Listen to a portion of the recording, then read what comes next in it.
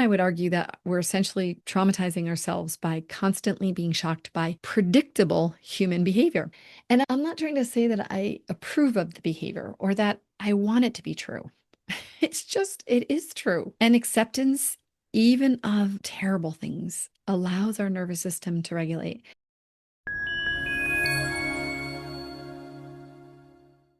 I used to say, I just want peace. Why can't we just have peace? And then one day it hit me kind of like a slap in the face. And I realized, well, of course I want peace. Everyone wants peace. Even the people who are at war or the countries are at war, they want peace too. They just think that the only way to do it is to eliminate a threat or to overpower or dominate another country or their people or something. But here's the thing, saying I just want peace is like saying I just want to be happy or I just want things to be easy. It's like, cool, me too. So before we go any further, I really want to tell you something about how I'm feeling right now, which is that I'm actually a little scared to share this podcast episode because I know what happens when we refuse to pick a side or when we won't align with, say, like a team or a political party. I know what it means when you question both narratives instead of choosing one these days. And I know that some people are going to say that what I'm writing or what I'm saying causes harm, or I'm like being wishy washy, or I'm spiritually bypassing, or I don't get it, or I lack strength, or something like that. And you know what? I don't know. Maybe they're right. But what I do know is this: I have spent years teaching women to express themselves authentically and to show up as their true selves and to be more whole internally and to be brave and to stop performing for safety and approval. And if I can't do that for myself, if I stay quiet and I don't tell you what I really think because I'm afraid, then I think I'm being pretty hypocritical. But here's the really important thing: something has changed in me over the years. I used to want to convince people to believe what I believe and to think what I think.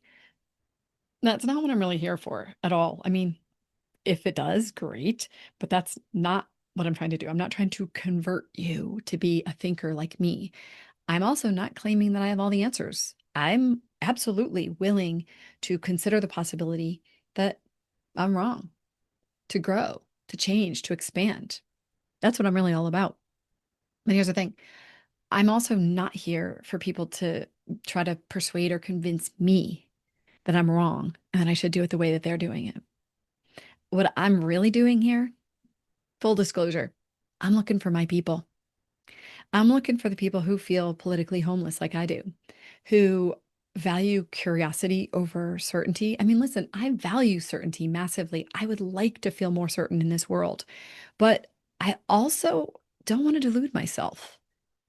And I'm not willing to put my head in the sand or choose some side that I don't really feel fully aligned with just so I can feel some sense of certainty. I totally value curiosity. I crave nuance. It is so painful for me to be around talking points and just everybody's certainty and firmness around what they believe in. It really doesn't feel good in my body or my being because I am a person who really does seek wholeness. I want to live in reality, and another thing is I'm sick of ideology. This ideological way of looking at things instead of living in reality. And also, I think there's a lot of living in fantasy or some vision of the world that I don't live in. And that's one of the things I want to talk about today. So if that resonates with you, then this is for you. And if it doesn't, that's also okay. It really is. Close it, move on. We're on different paths, and that is more than okay. I genuinely support you in the way you think, in the way that you navigate the world, in the way that you believe that we can help other people. It's okay. We don't have to do it the same way. But if you do, then yay. If you feel the way that I feel, awesome. Then we're here We're a tribe, we're a team. We could be the exploring life at the edges tribe. We could be the tribe that isn't needing to agree with each other, but that what we agree on is that we're okay with disagreeing, or that we want to understand each other better, or that we want to explore life in its many facets. Because I know that for me, I'm so tired of the performative ways of modern relating and self expression. And I'm super hungry for something real. And I want to be willing to question myself, my own things that I am certain on. And if that's what you want too, then yeah, keep listening, stick around. Okay, so back to talking about peace, that idea that we just want peace. And if we could just have peace, and when people maybe like you see a social media post and it's all about all of the bad things happening in the world, and people are just like, why can't we just be peaceful? Why can't we just love one another? Now, anyone who's saying spiritual bypass, that is actually kind of spiritual bypass, or it's some kind of bypass. And it wasn't resonating with me in the same way anymore. There was something that felt off in that phrase. And I started to want to question it and understand it better. And I know this seems so freaking strange that this is what gave me peace. Admitting that we as a human species, maybe we as beings, are far more barbaric than I wanted to believe was true. Not we used to be, or some people are, but like we right now still are. Now, I don't necessarily mean you, and I don't necessarily mean me, but I mean humanity. Now, absolutely, we are far less barbaric than we used to be. I know that. I'm fully aware. I mean, we're generally not publicly executing people for entertainment anymore. We've abolished slavery in many places, maybe most places. We have the Geneva Conventions and human rights frameworks, and we have definitely made progress. That is 100% true. But we are still barbaric in countless ways. We are. And I spent most of my life believing that most people think like me or act like me, and that most people are fundamentally kind, and that we've evolved beyond our violent, tribalistic tendencies, like in a really meaningful way. Like I felt like that was true. When I was telling myself that, to a large degree, that was like a bunch of mental BS that I told myself because it made me feel safer. It did give me a sense of certainty, like we're actually good and like I'm safe. I can go out in the world and be safe. And I really, really believe that we do need some level of that in order to just walk out the door every day. You have to kind of believe in your safety, because if you started going through the list of all the things that are scary, then we probably wouldn't do anything. And that's no fun, you know? But I felt like more recently, I wanted to come into reality around this. I wanted to face something that I could tell I had been somewhat deluding myself on. Some of this has to do with living in a Western world in a somewhat safe life. I think we think that this is the better way to be, true, and that we want to have everybody experience it. But let's just be really honest about the world we live in. And this isn't meant to be super depressing, but it is a little bit. We live in a world where people, lots of people, believe that entire groups of people should die because they learn that. Maybe that's what their religion says, what their own tribe is demanding. There are countries right now where tribes are massacring each other, where neighbors are killing neighbors. There are war-torn areas where unthinkable violence is happening, where it's become part of their daily lives. You know it, and I know it. There are atrocities happening right now as you're listening. But before you think, oh, well, yeah, but that's over there, that's not here, I want you to first consider, yeah, but it's still humanity. But even still, let's get it closer. Let's talk about how it's more here, which is how about all of our mass shootings? People plotting and then actually assassinating, political figures or CEOs of companies who they disagree with their values, or public figures whose views enrage somebody. It's happening. There are adults trafficking innocent children. There are people who are getting beaten, killed, maybe driven to suicide because of their race or their sexuality or their beliefs. We know that domestic violence is happening behind closed doors in our own neighborhoods. Children are being beaten and neglected, and that's by people who are supposed to be protecting them. We know that there's gang violence and drug cartels and government agencies that are ordering violence based on people's skin color and immigration status and ugh, all the things. Now, most people, most days, don't kill each other. Most neighbors are helpful. Most humans cooperate. That's also true. It is.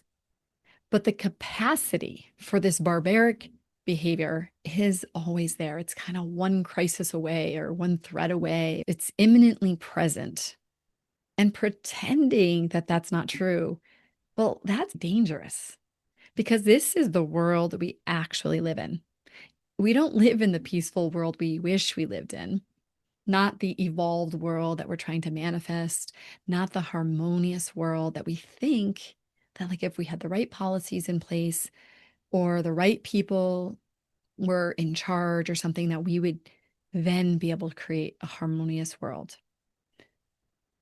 This barbaric, violent, and tribal world is our reality right here, right now, in some of our communities, in our own country.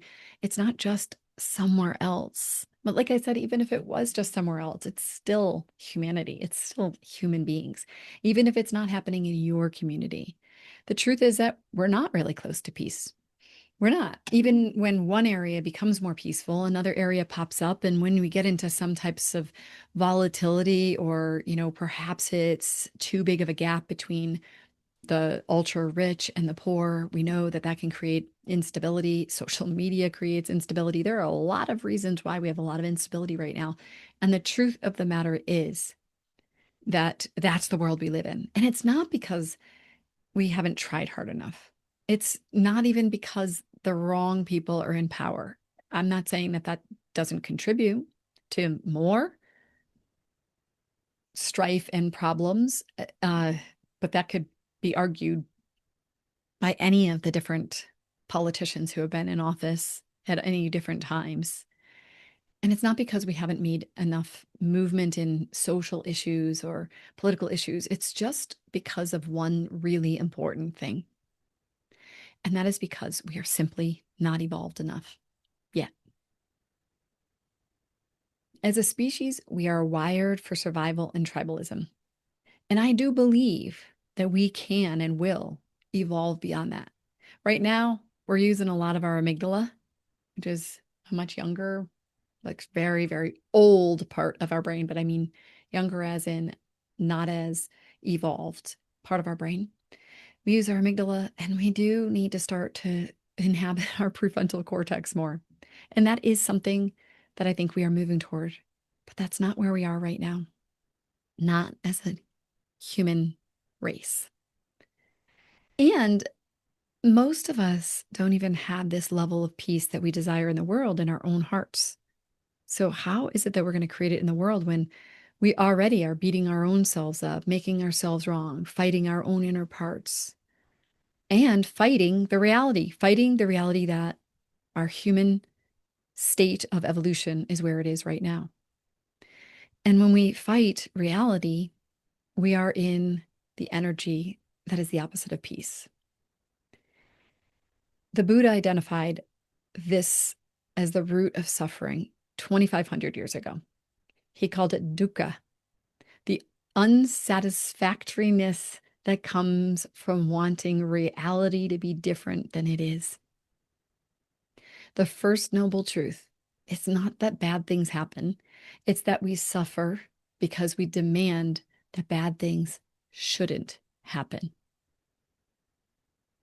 We demand that bad things shouldn't happen, and that causes so much suffering. So we could spend our whole lives saying, I just want peace, while refusing to accept that this is the reality that we live in.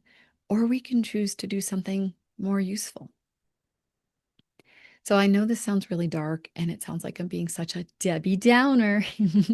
People say Debbie Downer, and it always makes me laugh a little bit because I'm pretty much not really a downer, but I am a realist. So some people might perceive it that way. But I always think, why did they make Debbie be associated with downer? I'm not a Debbie Downer. But when I accepted this reality, I did really find a deeper sense of peace. Not the peace of everything's fine and everyone's basically good. That was the peace I used to have, the one where I was Pollyanna-ish about life. So this is more like coming into the acceptance of this is what is. This is the reality. And now I can work with that rather than doing this like fighting of, I wish it was different than it is. So, what happens when we're in denial with reality is that we keep trying the same strategies that don't work because we think they should work in the world that we think that we're living in. And another thing is that we keep waiting for everyone else to evolve so that we could finally have our peace. Like if they would just change, then I can have peace. Or if this circumstance would change, I can have peace. And don't get me wrong, I just want to be really, really clear. Some circumstances have to change. I'm not trying to say that we should just accept everything, accept our circumstances, and just be perfectly fine with everything. No, I actually think that we have to make change in this world, in our own personal lives, in our decisions we make 100%. This isn't about passivity at all. This is just about being honest with the reality we live in. In fact, let's just say you live in an environment where you are in maybe an abusive situation. Well, the longer you deny that you're in an abusive situation and just wish he would treat you better or wish she would treat you better, you're living a deluded existence. It's only when you come into acceptance of, oh, yes, I am actually in a situation that I no longer want to be in or I need to change because this is not good for me. This seems like it's either emotionally abusive or violent. And then you come into reality of the situation instead of, well, I want him to be a good man, or if he would just be good, or if he would be like he is when he is, not drinking, or if he would this, we're not living in reality. It's when we come into honesty and truth about the reality, that's when we can actually do something different. That's when we can make change, create change, make other choices. Because what we're usually doing is we're actually at war with reality. We are fighting reality because we don't like the reality. So instead of looking in its eyes and saying, this is the reality I'm in, we just try to wish that it was different, want it to be different, force it to be different. We stay at war with reality. And Byron Katie, she says, when you argue with reality, you lose, but only 100% of the time. I always love that saying. Okay. So the people screaming the loudest about peace, I think oftentimes they're the least peaceful. So I think there are two major categories. I'm sure that we could come up with a list of 20, but I think that the first one is just a pure sheer fear. Now, I think what happens is they do see the barbaric behavior and they're terrified of it. So the cry for peace that they have, it's not really naive in this case. It's just kind of desperate. They know what people are capable of and they really want to like willfully make this world a better place. And so much of it's like just like, come on, everybody, if you would just agree and we would do this, we could make the world better. But the problem is there's this desire to leap from the the truth, which is we are capable as a human race of pretty horrific violence, straight to a peaceful world without accepting where we are now. And that's kind of like fantasy thinking. I think the other category is people that are driven more by control. So it's people who are trying to impose their vision of peace on a world that might even not want it. Even like in an abusive relationship, it's like, you should be this way. And the person's just not having it. They're like, this is who I am. And this is how I do things. And I'm not saying that that person is right. That's not the point. It's wanting another person or another group to change in order to create the world that you envision. Oftentimes, this person who's driven by control is essentially at war with anyone who doesn't share their definition of peace or their way to get there. They might say that they want peace, but really what they want is for everyone to think and behave the way that they think everyone should think and behave, you know? And honestly, that is not peace. Okay. That's like authoritarianism with a peace sign bumper sticker. And a lot of people would argue that that's not authoritarianism. And I get that we're talking about individuals here. And so I'm not necessarily saying that that's true for individuals, but it's this idea of like intolerance and you have to think the way that I think, but I'm like having a peace sign up at the same time. So the other thing that I think I would say cracks me up, but it doesn't really kind of is disappointing is this paradox of fighting for peace. So when we fight for peace, what energy do we bring? We bring fighting energy, we bring war energy, aggression or dominance or force in a pursuit of peace. So you bring an energy of the thing that's the exact opposite of what you want. Well, then we're going to just keep perpetuating that energy. So it doesn't matter if that's from fear or righteousness or anything else. It's this idea that if we can defeat the bad people, eliminate dangerous ideas, or force another person to think the way that we think, then we'll have peace. But here's the thing, I just don't see it that way. I don't see how you can bring war energy or fighting energy or dominance energy and then create a world anything other than that. Now, I'm not a huge fan of the whole privilege conversation, but I do understand the concept of privilege.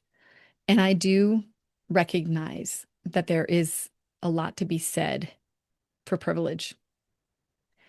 And we can have another conversation about that. But I'm going to talk about how saying I just want peace is essentially a very privileged thing to say because it's a privilege to live in a place where we're not worried about being bombed tonight or where we can put healthy food on the table for our children, for our families, where you have access to doctors and you could afford to go, or where your biggest concern is this idea of your ideological beliefs rather than physical survival.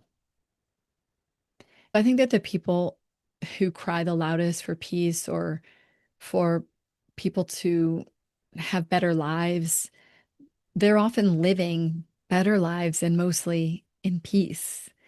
And I understand that. And I completely get it because, when you know what peace feels like, of course you want it for other people. And I think that's noble. And there's nothing wrong with that deep, deep desire. And I also think it's pretty out of touch because there are people right now who are worried for their lives, where violence isn't a political talking point. It's literally their daily lives.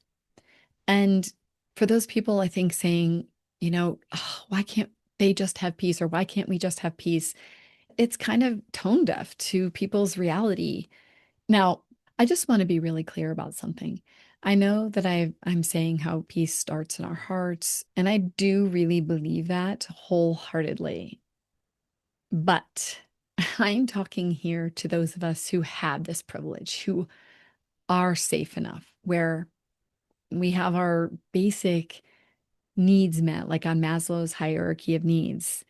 And we're safe enough to do this type of inner work. And I'm not saying that people in war zones or violent communities or poverty stricken areas just need peace in their hearts and everything will be fine. I mean, that would be obscene.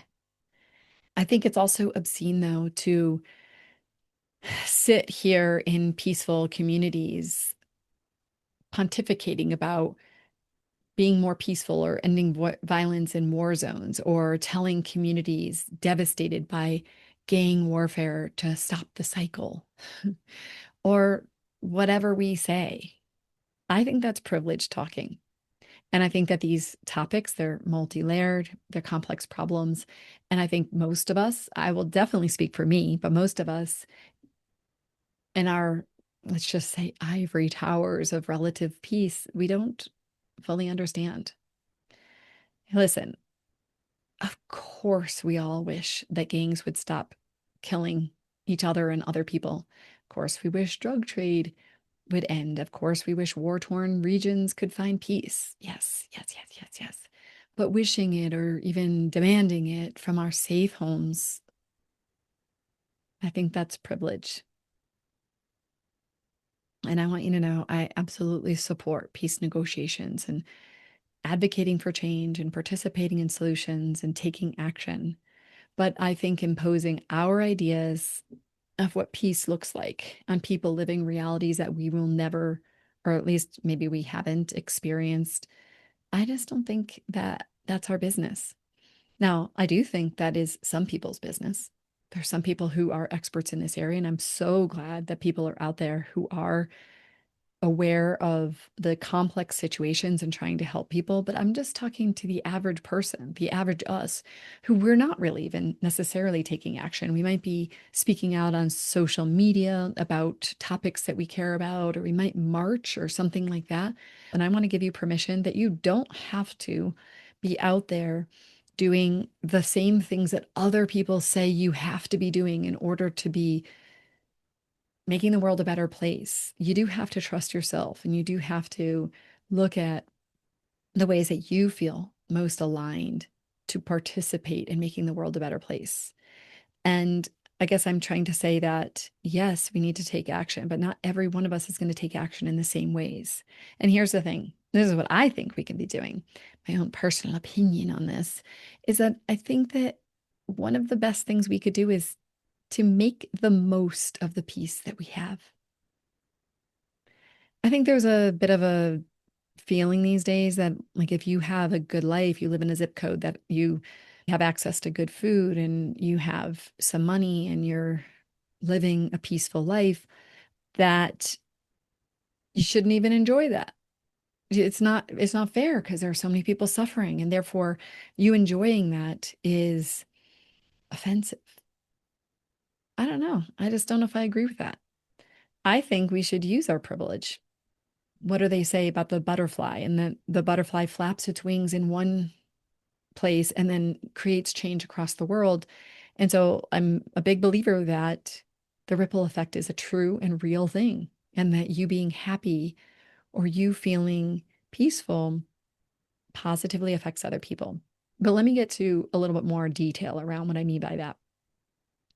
I think we can also use our privilege and our relative safety. And I recognize that everybody has different levels of safety. I understand that. But we can use those things so that we can reach up to higher levels of Maslow's hierarchy of needs, perhaps healing our trauma, self-actualizing, regulating our nervous systems, learning how to love another person better, showing up more whole in our relationships and our communities. I think we can become the living embodiment of peace in our own little corner of the world.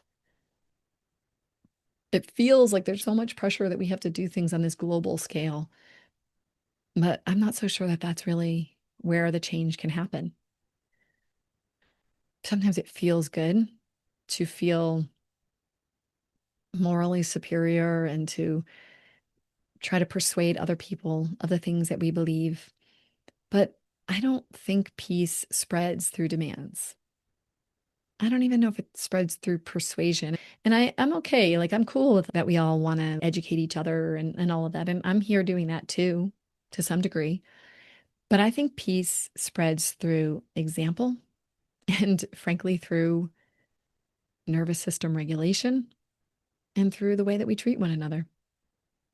So that means that we do have to clean up our side of the street, be the change in our relationships, in our families, in our communities.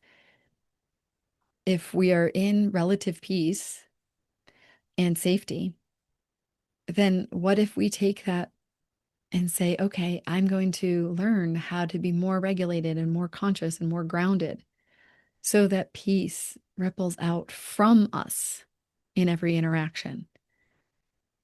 I truly, truly believe that peace happens as each of us relates to another person with more presence and more peace in our hearts. People who listen, who are curious, who stay open and understand differences, who see possibilities instead of just threats.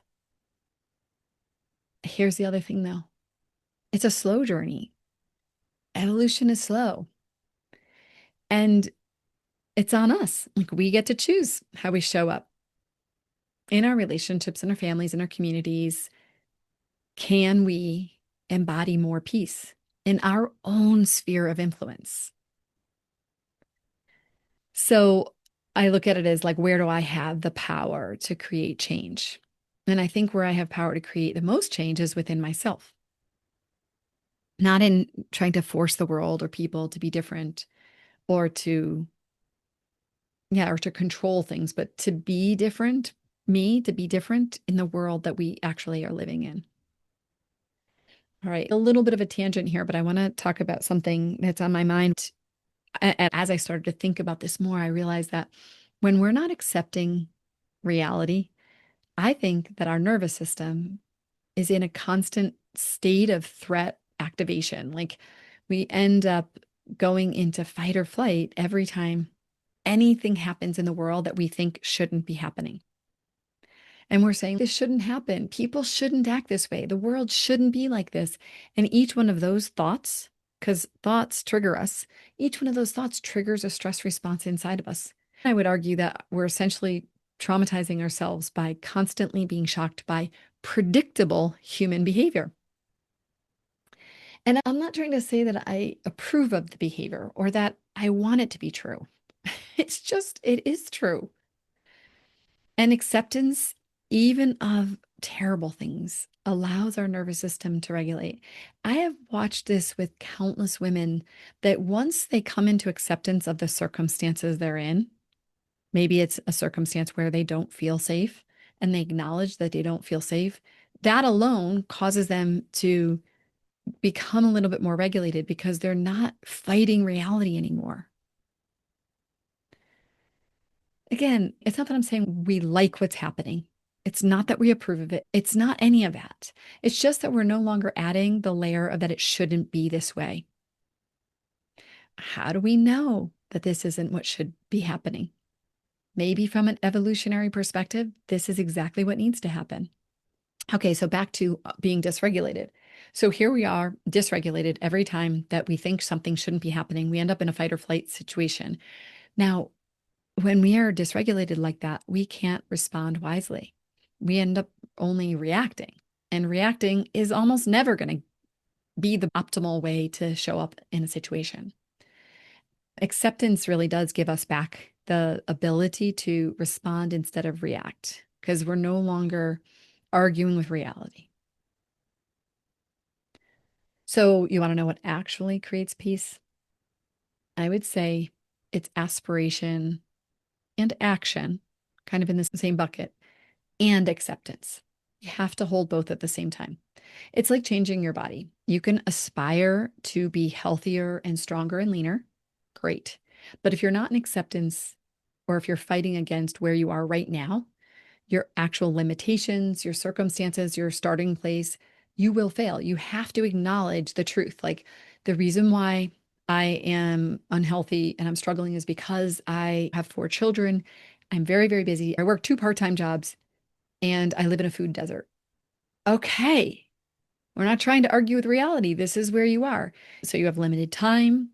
You have some difficult circumstances that you're fighting up against, and you are facing the reality that you have an extra 80 pounds. Okay. Once you live in reality, then you start to be able to say, so what can I change? What's realistic here? What can I change knowing my circumstances. So we have the aspiration to make a change, and we have the acceptance of the reality of our circumstances.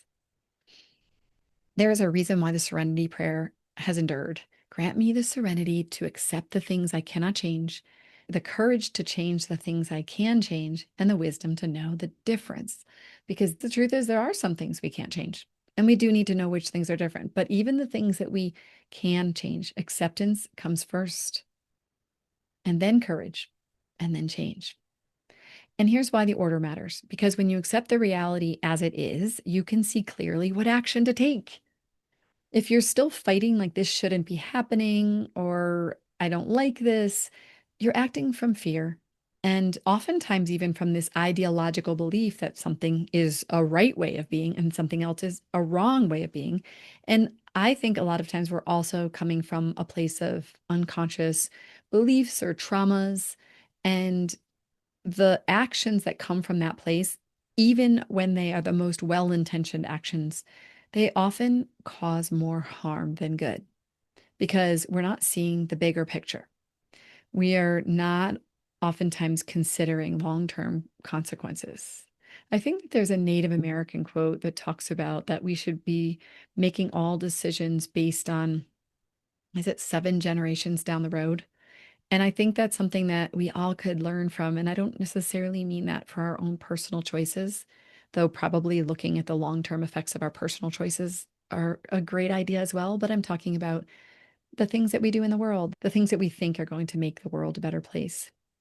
Because otherwise we end up running the risk of being in a reactive mode rather than in a responsive mode. I want to be super clear on something. I totally do think that external change is needed and that there are systems and structures that are based on oppressive, dominant paradigms and structures. Um, but I think that it illuminates my point, which is that we are not yet evolved enough to just be good, to just not dominate, to just be peaceful. We still have it in us to power over other people. And so I think that we need policies and we need systems and structures to change and to be more supportive of the world we desire to create. Now, with that said, what if not everybody desires to create the same world? And that's where it gets complex, right? But let's just go to the point I'm trying to make here, which is that when we're trying to change systems and structures from that fear-based place and from ideology, we do risk creating a new set of problems while solving another set of problems.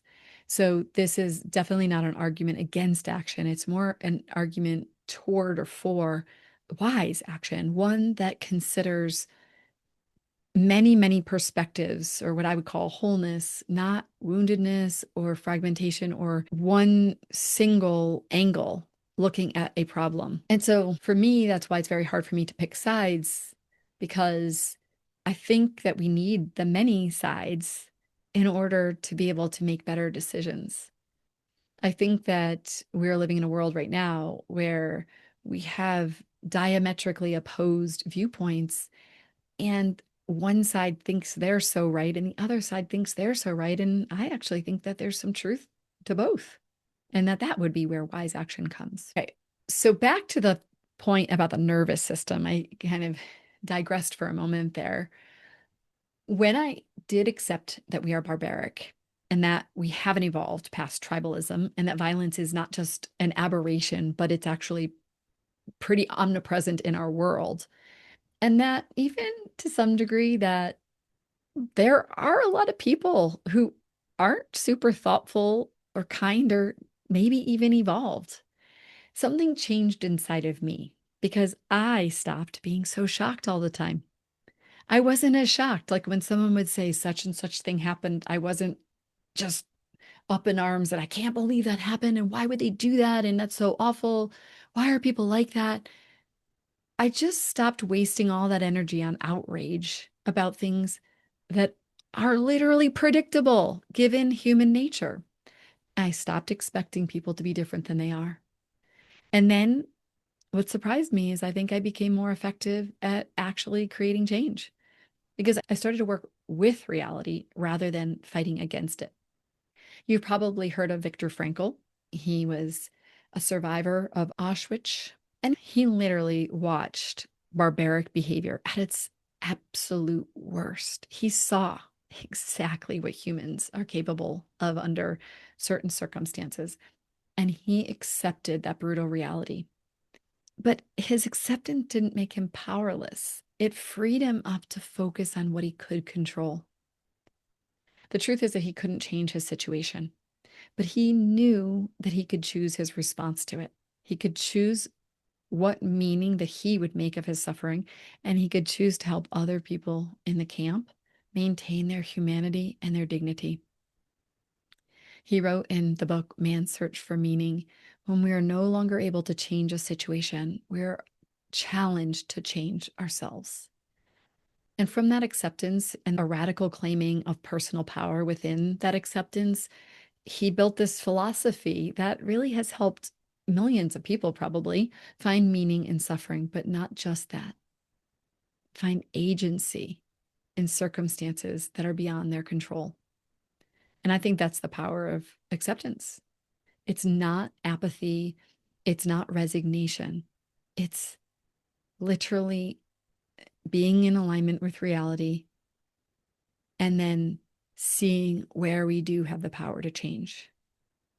Now, I think some of you are probably thinking that we don't have the time for this. This is just too slow of a way of doing things. The planet's burning, or rights are being stripped from people, and there's urgency. And I think you're right, it is urgent. But the problem is, if we're going to get in alignment with reality here, change is slow.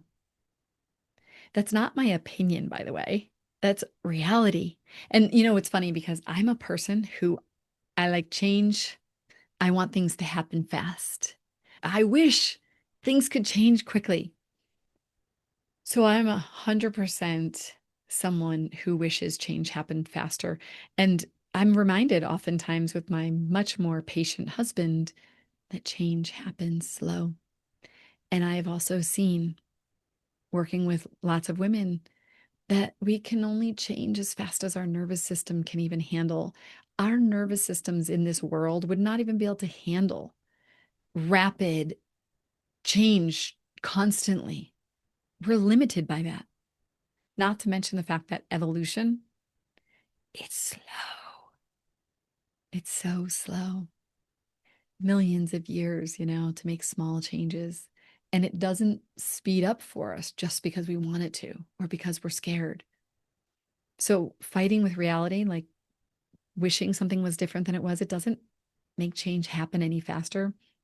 I think personally that just makes us less effective while we're waiting and really steals our joy and our present moment awareness. It takes us away from this present moment because we're so focused on changing that thing. We got to change that thing, and we lose the present moment. And I was saying before, one of the things we could do is to really maximize the peace that we're experiencing, the safety we have, to really enjoy it, to savor that we were blessed to be in this situation, not to make ourselves wrong or bad because we have a good life, but to take full advantage of the life we have and evolve. Be the ones that are evolving. Be the ones that have the capacity to evolve while also honoring that it's slow. So the question isn't, should change be faster? I think you might say yes, but it's not really the question to be asking. I think the better question to ask is, what's the thing that I could do right now, given that change is slow? Maybe it's even just feeling less stressed that you have to be doing something. Maybe it's slowing down a little bit and realizing, yeah, change is slow. And I want to be part of the change, but I also know it's going to happen over many generations rather than this one generation right now. I'm in my mid 50s and I'm at the point where I recognize that time is precious, but also life is short. And I remember one day that I also freed up some of this stress that I carried when I remembered that I don't have to have it all figured out, that I can pass the baton to the next generation. I can do the very best I can in this lifetime, and then I will be gone, and someone else will pick up where I left off. And I used to feel a tremendous burden that I had to get so much done in this lifetime. I had to help people and I had to change things. And it's not that I don't feel the desire to do that anymore. It's just I'm living in reality a little bit more.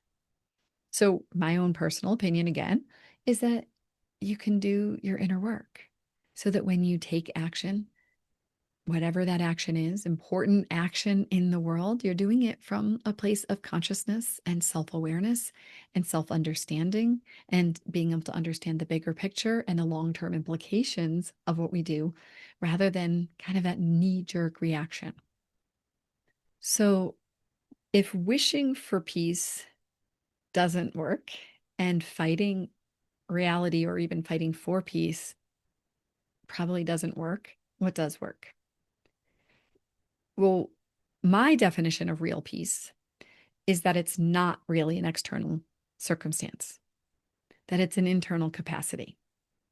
I guess I would say that I want to be able to live in a world like Viktor Frankl, where if the circumstances are really bad, that I still can find my own internal sanctuary of peace. Would I like for the world to be peaceful around me? Well, of course. Of course I would. But I still think that real peace is an internal capacity or experience. I think if you haven't thought about it much, maybe you might think that peace is no conflict or people are agreeing or there'd be no suffering. There'd be harmony everywhere. People would all love each other. I think that's a utopian fantasy. And I think it's just another form of magical thinking. I am not saying that I'm right, but that's been my own assessment as I've explored this. And real peace is more of an expansion of our capacity to hold reality as it is, including different viewpoints, diverse groups of people, different experiences, even things that we find abhorrent, that we can hold all of that without collapsing internally. It's not everyone else behaves the way that I think that they should, so then I can finally feel peaceful. I get it. I want that too. Listen, I'm kind of a control freak. So I really would love to change my circumstances to make everyone change to be how I want them to be so that I can be peaceful. But I don't know, it just hasn't worked for me. I've tried really hard and I've changed some people. But at the end of the day, I think that I am now realizing I don't want to be owned by circumstances having to be a certain way for me to be able to be happy and peaceful. I would say it's more like people are behaving however the freaking heck they want to behave, like in all different ways that I may or may not like. They may disturb me deeply. And I can remain grounded and maintain a sense of wholeness and presence inside of me. And I can be capable of taking wise action. So it's not the absence of conflict, it's the ability to be present with conflict without being destroyed by it or consumed by it. I know. I wish we could just make the world a peaceful place. But what I know now is that we actually have to make ourselves a peaceful person in a chaotic world. And that is the way that the world changes. I know it sounds so cliche, but it's Gandhi who said, be the change you wish to see in the world. So regulate our nervous systems and interact with people from that place of regulation and peace and presence. And I think that's how we change the world. Because, just taking it a little deeper, we really can't create peace out there if there's war in here. If we are warring with ourselves or in our families or in our local communities. It's just the same energy as we're experiencing when we look at countries that are at war or communities that are violent.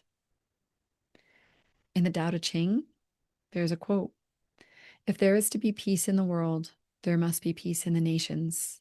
If there is to be peace in the nations, there must be peace in the cities. If there is to be peace in the cities, there must be peace between neighbors. If there is to be peace between neighbors, there must be peace in the home. If there is to be peace in the home, there must be peace in the heart."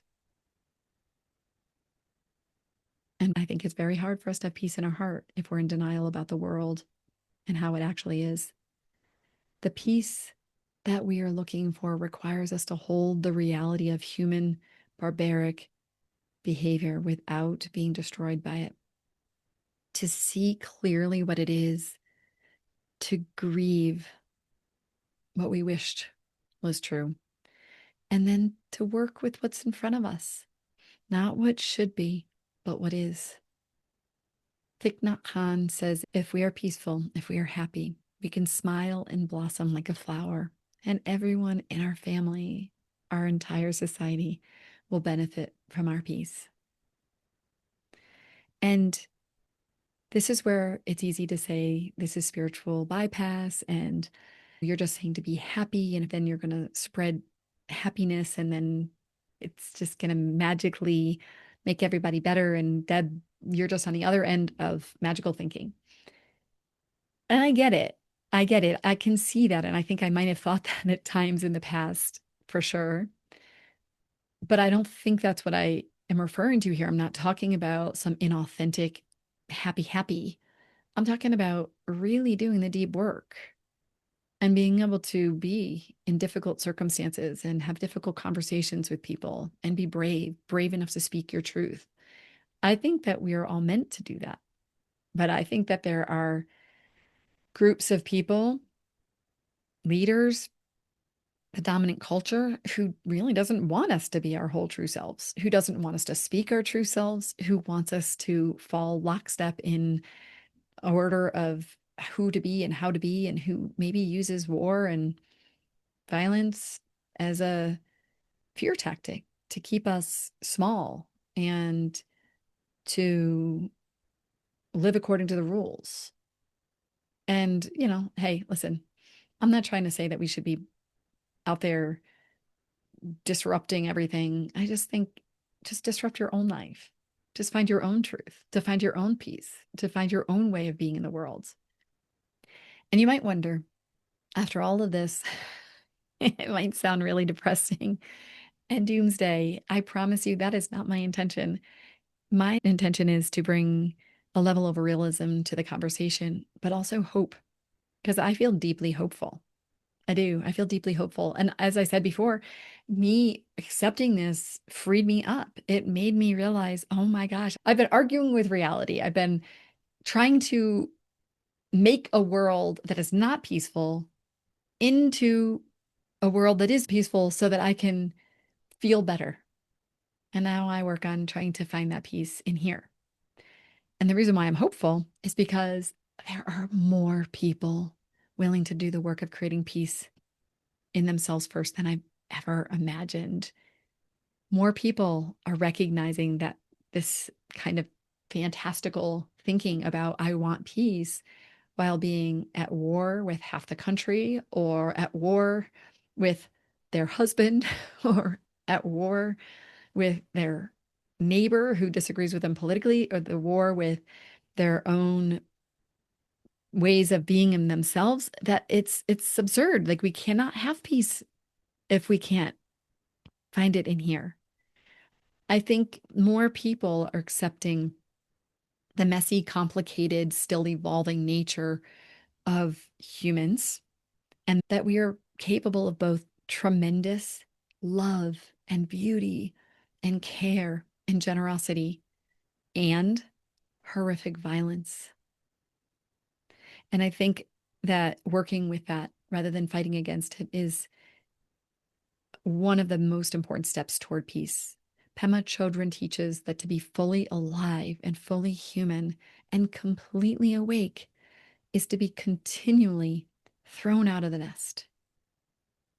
The nest is our comfortable illusions, our denial, our magical thinking. That's the nest. And most of us live in a nest. But when we get thrown out, we face reality as it is. And that's where the real peace begins. That's what I'm talking about here. I'm just throwing you out of the nest, people. But I mean, think about it. Living in reality is where the aliveness is. Because when we're ruminating over the past and feeling like we should have done something different or into the future of either what we're trying to create or what we wish was true, we're not living right here in this moment. And peace is found in the moment. Presence is found in the moment. Stillness is in the moment. Love is in the moment. Connection is in the moment. Aliveness, it's right here in this moment. So my request is that we all stop saying, I just want peace, like it's some simple thing we're being denied. Peace is not simple. It's not even natural. I don't think peace is the default. I think it's actually a super difficult and sophisticated, evolved way of being in the world. And I think we have to work for it. I do. Peace is something you actually have to think about and to choose because there's a natural way of acting from reactivity and from the amygdala and from our fears. And it's a growing thing for us to evolve into being a peaceful person. Peace does get created in our own nervous system first. And if all nervous systems are connected and we all co regulate with each other, imagine if more people had a regulated nervous system who could set the vibe, so to speak, when we walked into conversations and situations and could be able to hold space for more viewpoints and for differing perspectives. What we want to do is build something that's real and aligned with what actually is, not with our fantasies of what we wish it was going to be, or wish it should be, or wish it could be. There was this Stoic emperor, Marcus Aurelius. He spent his life at war, but he said, you have the power over your mind, not over outside events. Realize this, and you will find your strength. He accepted the world as it is, and he found peace within that acceptance. Now, let me just be clear. Some people have different types of power. Leaders of countries. There are people who have power that they do actually have control over certain outside events. Even leaders of companies might have power over us as an employee. I'm talking about us individually. We have some power over some outside events, but to a large degree, we don't have power over many outside events. What we have power over is what we think about those events. So I'll wrap this up. I really believe that we will find tremendous peace when we stop wishing or maybe demanding that the world be peaceful. When we accept that this world that we live in is a barbaric world, people are capable of terrible things, tribalism is real, violence is probably not going to go away in the near future, and conflict is constant. And it's not just that you can create peace in your own heart, that you can choose how you're going to engage. Now, you might feel like you can't choose how you're going to engage, that you are reactive and that you do get angry and that it feels like it takes you over. And I would recommend, if you find yourself still very emotionally triggered over things, and some of this seems so out of touch with reality, that you go to season 1 of the podcast. And in season 1, there is my Whole Soul Way Foundations course, which teaches so much about this, about the nervous system, about how to reparent our inner child, and how to handle emotional triggers and the ways that we have coping mechanisms that sometimes really do cause harm in our relationships, and how to be able to handle conflict better. So go to season 1 and go check that out. When we all get to the foundation of truth and we move away from comforting lies that we tell ourselves, I think that's where peace lives. It's an acceptance. in changing ourselves. It's the path to creating peace in the world. I do believe that. All right. So that would be it for today. If you're looking for a place where perhaps your nervous system does rest a little bit, because I'm speaking about what's real rather than keeping us deluded and living in denial, and because I'm creating space for more than talking points and one-sided beliefs and ideologies, and I'm trying to open up our own hearts to feel into, what do I think? What do I feel? And what do I believe? And maybe showing you the way to find more internal safety and nervous system regulation so that you can start to, maybe just in your smallest circles, talk about what you think. Bring some curiosity. Open up to new possibilities. Maybe you already do that, and that's awesome. I am so, so psyched if you do. And if you don't, but you want to, I hope that maybe you'll feel brave enough to. All right, everyone. Thanks for bearing with me as I meandered around a little bit on this subject. Hopefully, you walked away feeling like there's something you can do, that you can accept the reality of the world we live in and not feel hopeless. Because I don't think it's hopeless at all. I think it's where our true locus of control is. It's really the most hopeful thing, that you truly have the power to be part of the solution. It just might not look the way that other people are being part of the solution, or it might not look like what you thought you had to do to be part of the solution.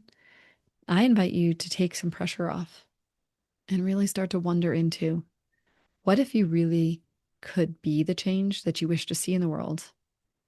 Not in a cliche way, but in a true action-oriented way.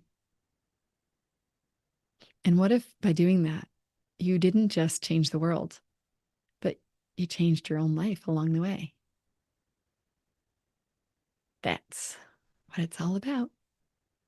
All right, signing off for today.